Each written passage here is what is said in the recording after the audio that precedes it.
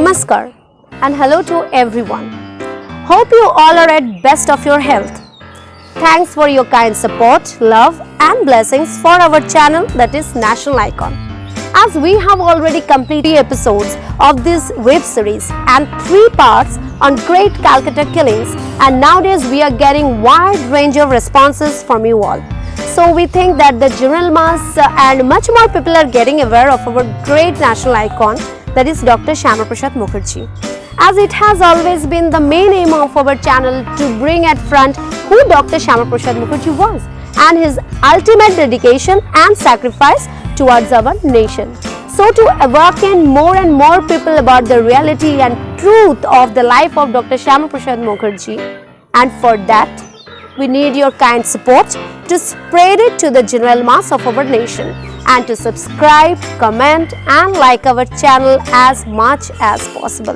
The city of Calcutta had a typical composition of Hindu and Muslims at that point in time. Most of the Muslims over here were in the labor class, pulling rickshaws, working as paid servants and also working as artisans. Most of the Hindus who were occupying the pivotal positions in the economic zone were from the high status of the society.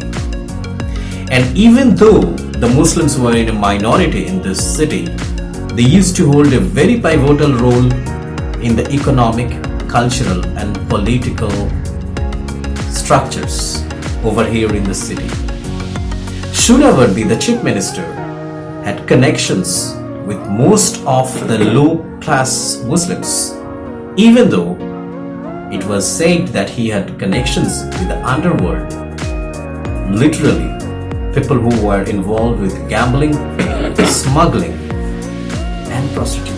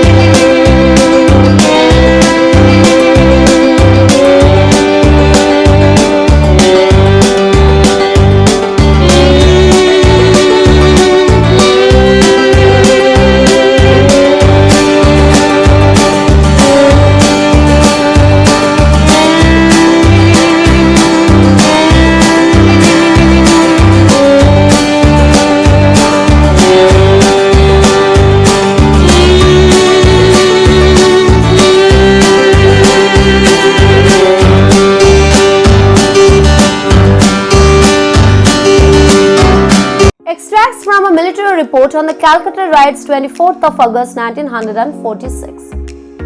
WO 216 byte 662. Transcript. We are making out a full and detailed report, but it takes time to collect the enormous amount of information which we have collected. The trouble started early on the morning of the 16th and both sides were equally responsible. The Hindus started putting up barricades at Tala Bridge and Belgachia Bridge and other places to prevent Muslims processions coming into the town, and Muslim skundas went round forcing Hindus to close their shops. As previously mentioned in my demo of the 15th, the year was electric, and this caused crowds to gather. Lathis were produced, and in no time North Calcutta was a scene of mob riot. Whether Muslim or Hindu, Suhrawardi had a particularly large following amongst the poor Muslim of the city, and was also rumored to have close link to Muslim underworld, which played a significant role in the parallel economy based on smuggling, gambling and prostitution which flourished in the great port city. Jinnah had called for peaceful demonstration all over India on Direct Action Day, and most of India, including the Muslim majority province of Punjab and Sindh, in the later the Muslim League was a part of coalition government remained calm in Bengal. However, and especially in Calcutta, the event took a violent turn and quickly spun completely out of control.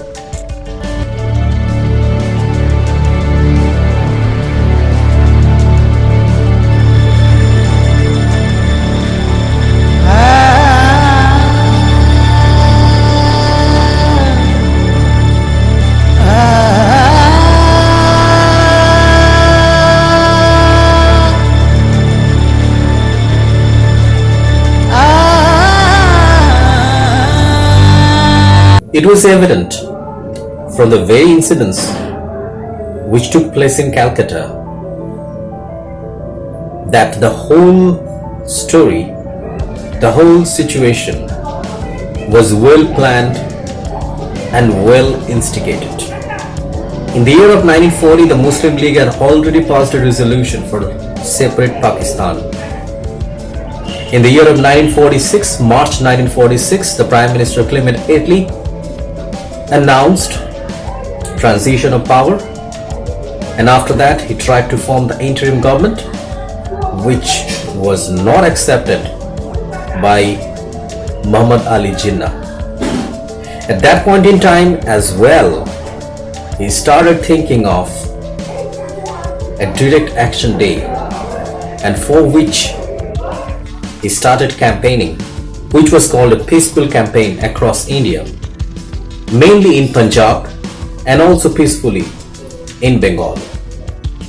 If we look into the direct reason behind the riots in Calcutta, we can figure out that the Muslims were made and instigated to take part in this violence to make sure that Muslim League can demand for a separate state for Muslims.